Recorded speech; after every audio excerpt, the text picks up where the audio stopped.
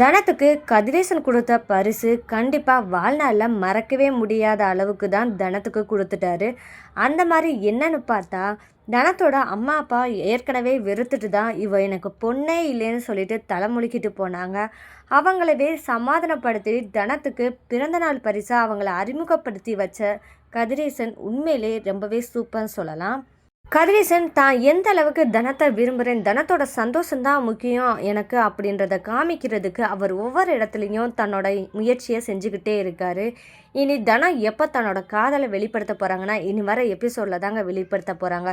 இந்த தருணத்துக்கு நீங்கள் காத்துட்ருக்கீங்கன்னா மறக்காமல் என்னோடய சேனலை சப்போர்ட் பண்ணி இந்த வீடியோவுக்கு லைக் பண்ணி தெரிவிங்க. இனி வரப்போகிற எபிசோடில் தனம் தன்னோட அம்மா கிட்டே என்ன கேட்க போகிறாங்கன்னா, எப்படிம்மா அப்பாவோட கோபம் போச்சு அப்படின்னு சொல்லி கேட்க போகிறாங்க. அதுக்கு அவங்க அம்மா எல்லா விளக்கத்தையும் சொல்லிடுறாங்க. இந்த மாதிரி கதிர் தம்பி நம்ம வீட்டுக்கு வந்து காலில் விழுந்து மன்னிப்பு கேட்டார். அதுலேருந்து உங்கள் அப்பா மனசு மாற ஆரம்பிச்சிட்டாரு. அதனால தான் உன்னோட பிறந்த நாளுக்கு கண்டிப்பாக வரணும்னு கதிர் தம்பி கேட்டதுக்கு சரின்னு சொல்லிட்டு என்னை கையோட கூப்பிட்டு வந்துட்டாரு அப்படின்னு சொல்லிட்டு தனத்தோட அம்மா சொல்ல போகிறாங்க. இதை கேட்டதுமே தனம் என்ன நினைக்க போகிறாங்கன்னா, நம்மளோட சந்தோஷம்தான் முக்கியம்னு நினச்சி தான் இவ்வளோ தூரம் கதிரேசன் பண்ணியிருக்காரு அப்படின்னு சொல்லிட்டு நினைக்கிறாங்க.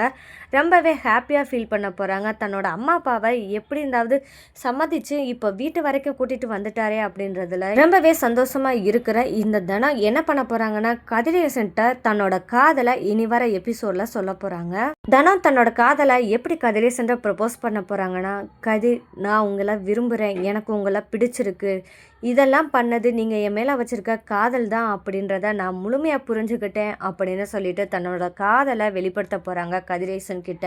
கதிரேசனும் நானும் உங்களை விரும்புகிறேன் அப்படின்னு சொல்லிட்டு தன்னோட காதலை தனத்துக்கிட்ட வெளிப்படுத்த போகிறாரு. இவங்க ரெண்டு பேரும் தன்னோட காதலை பகிர்ந்துக்கிட்டு இருக்கிற சமயத்தில் தான் அதை யார் பார்த்துறான்னா நம்ம ராதிகா, அதாவது நெட்டவாள் பார்த்துறாங்க. இதை பார்த்ததுமே வயிறெறிஞ்சு நிற்க போகிறாங்க. இதை பார்த்தா ராதிகா சும்மா இருக்க போகிறாங்களா? கண்டிப்பாக கிடையாது. அடுத்ததான் என்ன செய்ய போகிறாங்கன்னா, அவங்க அத்தையான வாசிக்கிட்ட போய் சொல்ல போகிறாங்க. பாருங்கத்தான் உங்கள் மகை பண்ணுற வேலையை பாருங்க அப்படின்னு சொல்லிட்டு கூப்பிட்டு போய் காமிக்க போகிறாங்க.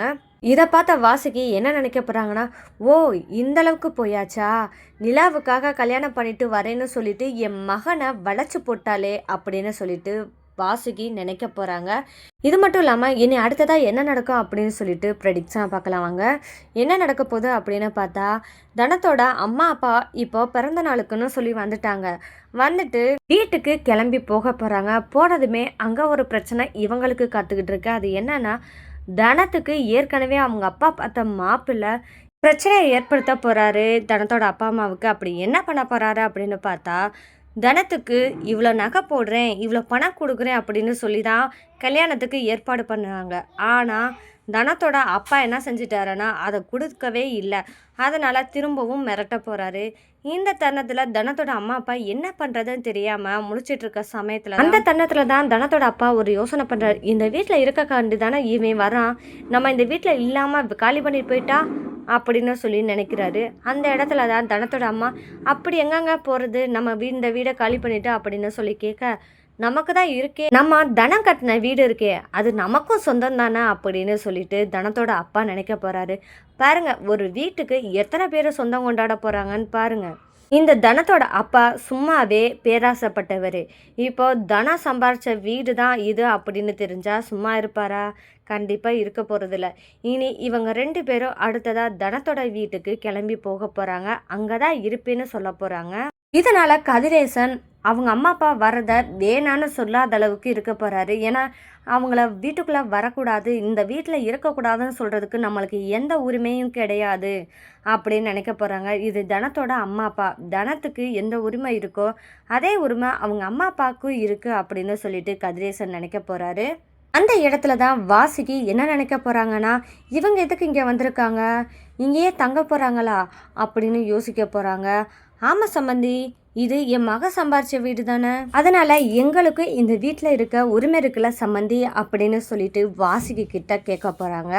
வாசுகி, சரியாக போச்சு, இந்த வீடை நமக்கு சொந்தமாக்கலாம் அப்படின்னு நம்ம நினச்சிக்கிட்டு இருக்க இடத்துல ஏற்கனவே ஒரு குடும்பம் வந்து தான் இங்கே செட்டில் ஆகி உட்காந்து நம்ம உசுரை போட்டு வாங்குது. அடுத்தது இவங்க ரெண்டு பேரா, இது என்னென்ன கூத்து நடக்க போதோ, இவங்களெல்லாம் எப்படி நான் விரட்ட போகிறேனோ அப்படின்னு சொல்லிட்டு தலையை பிச்சுக்கிட்டு இருக்க போகிறாங்க வாசுகி. ஆனால் நம்ம ருக்மணி அம்மா எதுக்குமே ஆசைப்படாதவங்க. அதனால யார் இந்த வீட்டில் இருந்தாலும் பரவாயில்ல அப்படின்றதா நினைப்பாங்க. ஏன்னா தனத்தோட அம்மா அப்பா இந்த வீட்டுக்கு வந்தால் கண்டிப்பாக தனத்தோட வாழ்க்கை நல்லபடியாக இருக்கும். இவங்க விட்டும் கொடுக்க மாட்டாங்க. தனத்தை விட்டு இந்த வீடு கைவிட்டு மாறவும் மாறாது அப்படின்னு சொல்லிட்டு ருக்மணி அம்மா நினைக்க போகிறாங்க. இந்த மாதிரி ருக்மணி அம்மா நல்ல விதமாக நினச்சாலும் தனத்தோட அப்பா என்ன நினைக்க போகிறான்னா, நம்ம இருக்கிறது சரி, நம்ம தனத்தோட அம்மா அப்பான்னு இந்த வீட்டில் இருக்கோம். தனத்தோட மாமியார் மற்றும் கதிரேசன் இவங்கெல்லாம் இருக்கிறதெல்லாம் சரி. ஆமாம், இந்த ருக்மணி அம்மா எதுக்கு இங்கே இருக்கணும் அப்படின்னு சொல்லிட்டு தனத்தோட அப்பா நினைக்க போகிறாரு.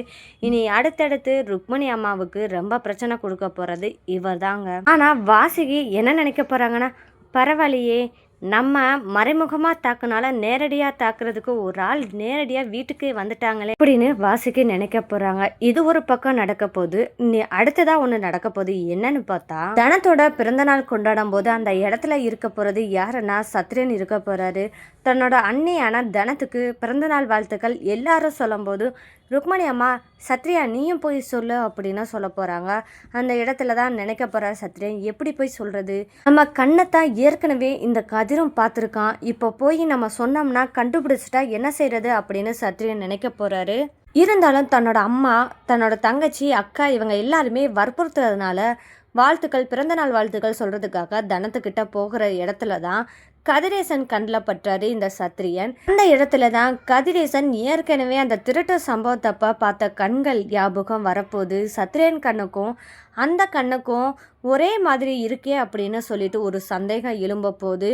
இதை எப்படி கொண்டு வர போகிறாங்க அப்படின்னு பார்த்தா, இந்த சந்தேகத்தை யார்கிட்ட சொல்ல போகிறாரு அப்படின்னு பார்த்தா தனத்துக்கிட்ட தான் சொல்ல போகிறாரு. எந்த மாதிரி சொல்லுவாருன்னா, கதிரேசன் தனத்துக்கிட்ட சத்ரியனை பற்றி எப்படிப்பட்டவன், எந்த மாதிரி கேரக்டரில் இருக்கான், அவன் என்ன பண்ணிக்கிட்டு இருக்கான் அப்படின்ற டீட்டெயிலாம் தனத்துக்கிட்ட கேட்குறாரு கதிரேசன். அந்த இடத்துல தனமும் இவன் காலேஜ் படிக்கிறான், இவன் எந்த வேலைக்கும் போகலை, இனிமேல் தான் போகணும்னு இருக்கான் அப்படின்ற டீட்டெயிலாம் சொல்கிறாங்க தனம். ஏங்க திடீர்னு சத்ரியனை பற்றி கேட்குறீங்க அப்படின்னு சொல்லிட்டு தனம் கேட்க போகிறாங்க. இல்லை தனம், எனக்கு ஒரு சம்பவம் நடந்துச்சு, உனக்கு ஞாபகம் இருக்கா அப்படின்னு சொல்லிட்டு கதிர் கேட்க போகிறாரு.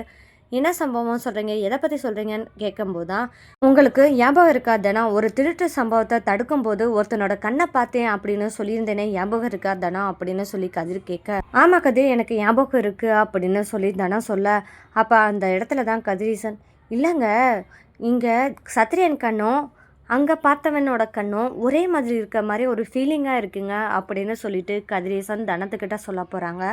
அந்த இடத்துல தான் தனத்துக்கு கொஞ்சம் சந்தேகம் எழும்ப போகுது. ஒரு வேளை சத்ரியன் இந்த செயலை ஈடுபட்டிருக்கலாமோ அப்படின்னு யோசிக்க போகிறாங்க. இனி சத்ரியன் உண்மை வெளிப்படுமா, வெளிப்பட்டா ருக்மணி அம்மாவோட நிலைமை எப்படி இருக்கும் அப்படின்றதா இனி வரப்போகிற எபிசோடில் ட்விஸ்ட்டாக இருக்க போது. இந்த மாதிரியான சுவாரஸ்யமான நிகழ்வுகள்லாம் தெரிஞ்சுக்கணும்னா மறக்காமல் என்னோட சேனலை சப்போர்ட் பண்ணி ஆதரவு தெரிவிங்க. மீண்டும் சந்திப்போம்.